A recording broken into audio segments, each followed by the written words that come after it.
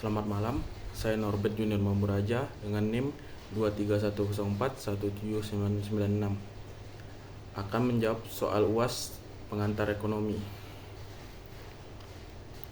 Jawaban dari nomor 1, kinerja perbankan modern saat ini lebih menunjukkan kondisi praktik-praktik perbankan yang lebih baik.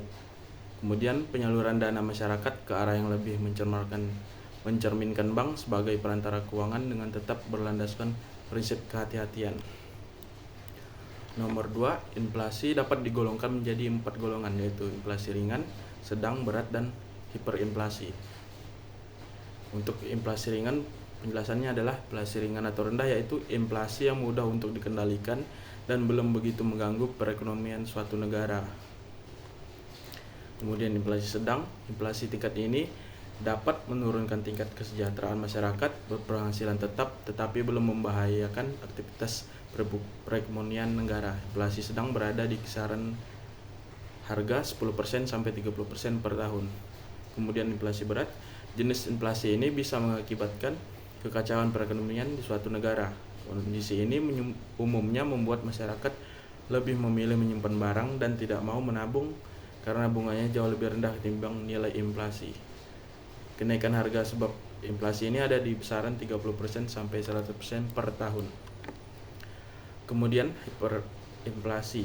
Di tingkat ini inflasi telah mengacaukan perekonomian suatu negara dan sangat sulit untuk dikendalikan meskipun dilakukan kebijakan moneter dan inflasi dan fiskal.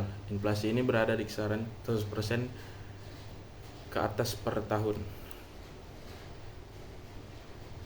Nomor 3. Menurut saya, pendapatan nasional adalah jumlah akhir barang dan jasa yang diproduksi oleh suatu perekonomian dalam suatu periode waktu tertentu yang dihitung berdasarkan nilai pasar. Nomor 4, menurut saya pertumbuhan ekonomi Indonesia telah kembali normal atau kembali seperti kondisi sebelum masa pandemi COVID-19. Namun, menurunnya harga komoditas berpotensi membuat perekonomian ekonomi Indonesia tidak bisa tumbuh lebih cepat. Nomor 5, ekonomi internasional meliputi seluruh kegiatan perekonomian yang dilakukan antar bangsa, negara, maupun antar perseorangan dari negara yang satu dengan yang lainnya. Atas hal inilah, ekonomi internasional bisa dimaknai sebagai ilmu yang pelajari berbagai masalah berkaitan dengan hubungan ekonomi antar negara. Hubungan ekonomi yang dimaksud mencakup minimal 3 bentuk hubungan yang berbeda, meskipun antara yang satu dan lainnya saling berkaitan. Kemudian untuk ekspor, penjelasan sederhananya, arti ekspor adalah kegiatan menjual barang atau jasa ke luar negeri yang dilakukan oleh seseorang atau lembaga yang melakukan ekspor dan disebut sebagai eksportir. Di Indonesia terdapat 2 jenis ekspor, yaitu ekspor migas dan ekspor non-migas. Komoditas migas yaitu seperti minyak bumi dan gas, sedangkan ekspor non-migas yaitu seperti hasil-hasil pertanian, perkebunan, kehutanan, peternakan, kerajinan, barang industri, dan mineral hasil tambang.